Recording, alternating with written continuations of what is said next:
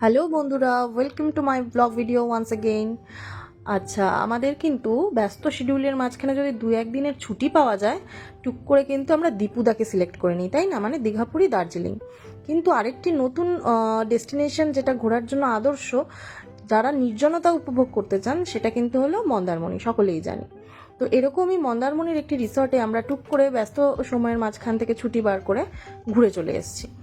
তো রুমে ঢোকার পরই একদম বাহাতেই রয়েছে কিন্তু ওয়াশরুম। আর ওয়াশরুমটা কিন্তু বেশ রাজকীয়।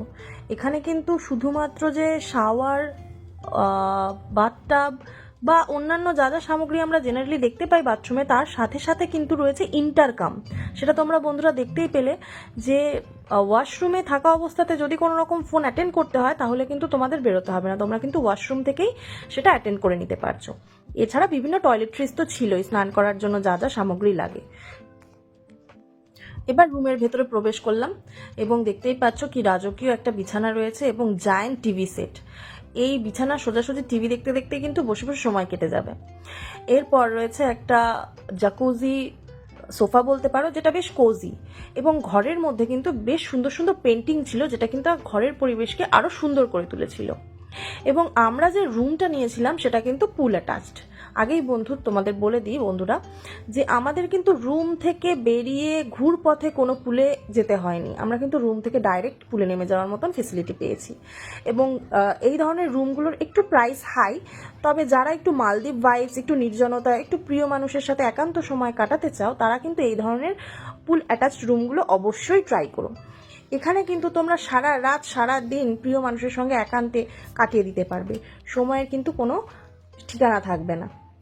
আর দেখতেই পাচ্ছ এখানে আমার ছেলে কিন্তু পুল পেয়ে অলরেডি সুইমিং শুরু করে দিয়েছে। এবং পুলের ধারে এই যে হাঁসের রেপ্লিকাগুলো রয়েছে, এটা কিন্তু পুল সাইডটাকে আরও বেশি সৌন্দর্য দিয়েছে। তো পুল সাইড থেকে আমি রুম ভিউটা একবার দেখিয়ে দিচ্ছি। এখানে দেখতে পাচ্ছ সিলিংয়ে ইন্টেরিয়ার করা রয়েছে এবং বেড, আর পুরো রুমটাই কিন্তু সেন্ট্রাল এসি ছিল। তোমরা দেখে নাও রুমটা এক ঝলকে।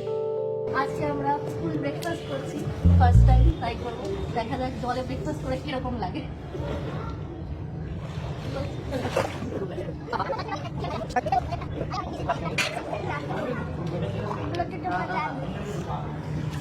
ফ্রুট স্যালাড আছে, অমলেট আছে।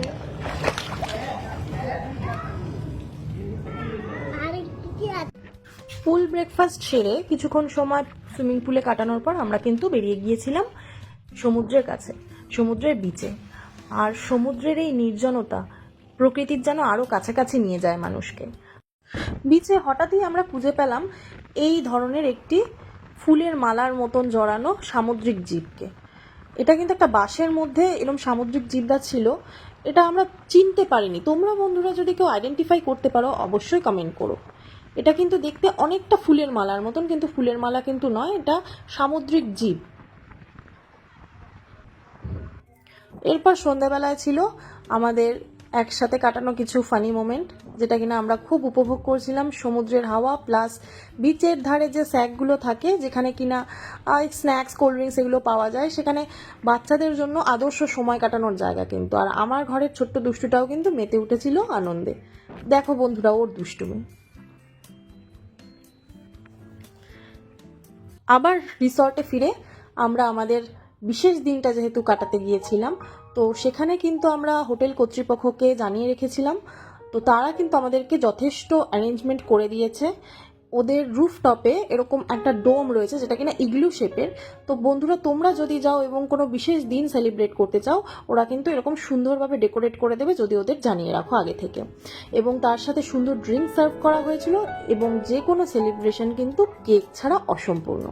তাই সুস্বাদু একটা কেকও কিন্তু তাদের তরফ থেকে অ্যারেঞ্জ করে দিয়েছিল আমাদের বিশেষ দিনটিকে আরও সুন্দর করে তোলার জন্য। এবং সত্যি কথা বলতে খুব সুন্দর একটি রাত আমরা কিন্তু সেখানে কাটিয়েছি, যা কিন্তু কোনোদিনও ভোলার নয়। তো তোমরা যারা যারা ভাবছো এরকম একটা ছোট্ট উইকেন্ড ট্যুর কমপ্লিট করবে, অবশ্যই কিন্তু চলে এসো মন্দারমণির শান্তি সি ভিউ রিসর্টে। এবং তোমাদের কেমন লাগলো অবশ্যই জানিও। এখানের আপ্যায়ন, এখানকার অ্যাম্বিয়েন্স, প্রতিটা জিনিস কিন্তু আমার খুবই ভালো লেগেছে। আমি কিন্তু 10-এ 10 দেব। তোমাদের কেমন লাগলো তোমরাও কিন্তু কমেন্ট করে জানিও।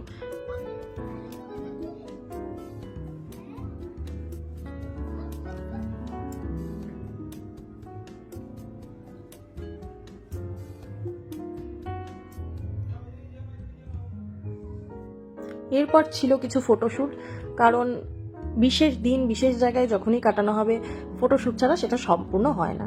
Tata, bye bye.